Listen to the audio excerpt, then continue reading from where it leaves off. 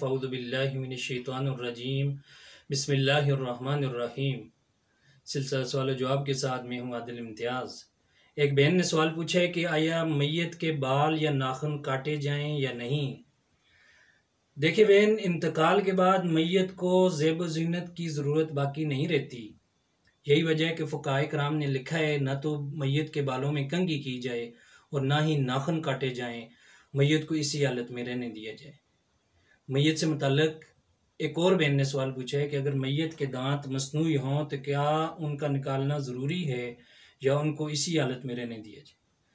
دیکھیں بہن، انتقال کے بعد اگر میت کے دانت فکس نہیں ہیں، نکالنے پر آسانی سے نکل سکتے ہیں تو ان کو ضرور نکال لینا چاہیے۔ البتہ اگر دانت فکس ہیں اور نکالنے سے دشواری ہے اور ان کا نکالنا مشکل ہو تو ایسی صورت میں ان دانتوں کو اسی حالت میں رہنے دیا جائے۔ اسی طرح عثمان عبدالشکور صاحب نے پوچھا ہے کہ قبرستان میں ذکر اذکار کر کے اصالہ ثواب کیا جا سکتا ہے کہ نہیں کیا جا سکتا؟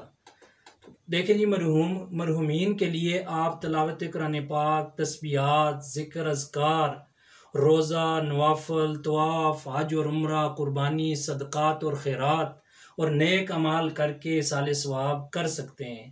نیک اعمال جیسے کہیں پانی کا مسئلہ ہے تو اس کو حل کروا دیا، کسی مستحق بچی کی شادی کی ضروریات کو پورا کر دیا، اب یہ ثواب مرحومین تک پہنچتا ہے۔ حدیث شریف میں حضرت انس رضی اللہ تعالی عنہ سے مروی ہے کہ آپ صلی اللہ علیہ وسلم نے فرمایا کہ جو شخص قبرستان میں داخل ہو جائے اور سورہ یاسین پڑھے تو اللہ رب العزت اس دن مردوں سے عذاب ہلکا فرما دیتے، اور جو شخص اپنے والدین کی قبر کی زیارت کرے پھر ان کی قبر کے پاس سورہ یاسین پڑھے تو اللہ رب العزت ان کی مغفرت اور بخشش فرما دیتے ہیں۔